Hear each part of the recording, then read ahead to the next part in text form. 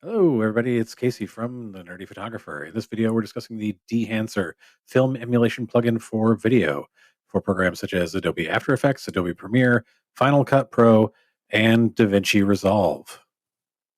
Quick disclaimer, we did not receive any money or payments of any kind for this review. We only received a copy of the software for testing.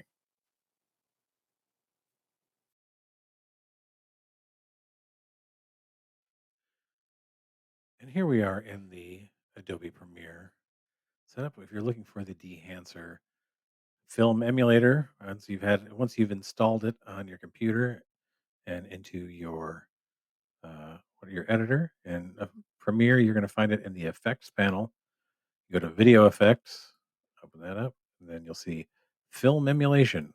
We're going to open that, and there we have Dehancer Pro, and I'm going to drag that effect over here onto my video clip. And once I've done that, you notice that there's automatically an effect that comes up. But then we go over to our effects controls panel. You'll see are a lot of options here for what we can control as far as how this effect works. First thing I'm going to do is I'm going to go in here and I'm going to look through my different types of film, try some different stuff here because unfortunately, one of the things I will say is actually not so great about this is that you can't really see what these effects will look like until you click on them.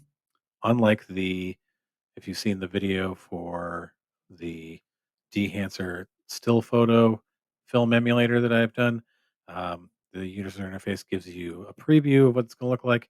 With video here, apparently we have no option to like see what it's going to preview before we choose, which is makes things a little bit more. You have to either memorize what they look like or guess.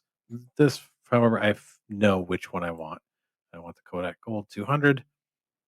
And then we have all sorts of other things. I'm going to boost the contrast here into the film developer. I am going to boost the color a little bit. And you can use these just like with the still photo film emulator. You can create your own profiles and presets to use. And once you've made some changes here, I would say let's go into the film grain. I want to make it make my grain just a little bit bigger. And nope, not that big. Two. There we go. I'm gonna make a little bit more grain. Not quite so much. Then I'm gonna lower the graininess in the shadows. I don't want it to be so grainy in the shadows.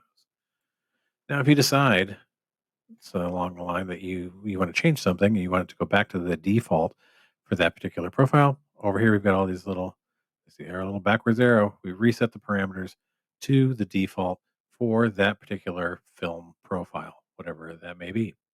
And you've got a lot of different things. Like I said, you can change. I'm not sure why print is one of the options here that doesn't quite make sense to me, but who knows?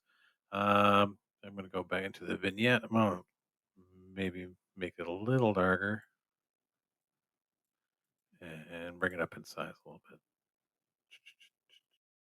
As we can see from these side by side comparisons, Dehancer is very good at creating these analog film looks. All of these clips were created using just presets, straight preset, no additional editing done, no customization, just the film profiles as they exist in the Dehancer plugin. You can go and customize from there if you want, but I think the presets themselves are easily usable. Just it's plug and play. You don't have to do a whole lot of editing if you want. But it is a very feature-rich plugin. There's a robust number of tools to customize. You can create your own presets, and it gives you a lot of options for creating analog-looking videos. I will say the interface is a little clunky. Maybe it's different in programs other than Premiere, but I found it a little, the guesswork of trying to figure out what a preset's going to look like is a little hard. It does use up a lot of memory, but it's video. All video seems to use up a lot of memory, but I've got 64 gigs of RAM and Premiere was lagging a bit and it took 4.5 minutes to export a 1 minute video. And the pricing, it's a little bit pricey for a plugin. It's $4.49 for a lifetime license, $2.99 per year, and there are additional tiers available for, I believe, lower than a year if you just need it for a single project. But I will say, I mean, my conclusion is this is a great tool for creating analog vintage film looks for digital video. It's deeply customizable, but it's probably a little too pricey for non-professionals. I think that the wedding videographers, wedding video people will find this very, very useful. And it's definitely worth the price if you're creating a lot of film look videos. But, it's a price comes down to you. Give it a shot. Try it over at Dehancer.com. That's Dehancer.com, and you use discount code NERDYPHOTO, NERDYPHOTO, all caps, and get 10% off whichever license you choose for the Dehancer film plugin. I hope you enjoyed this video. If you did, please hit like and subscribe to get future videos. And stay safe and stay nerdy.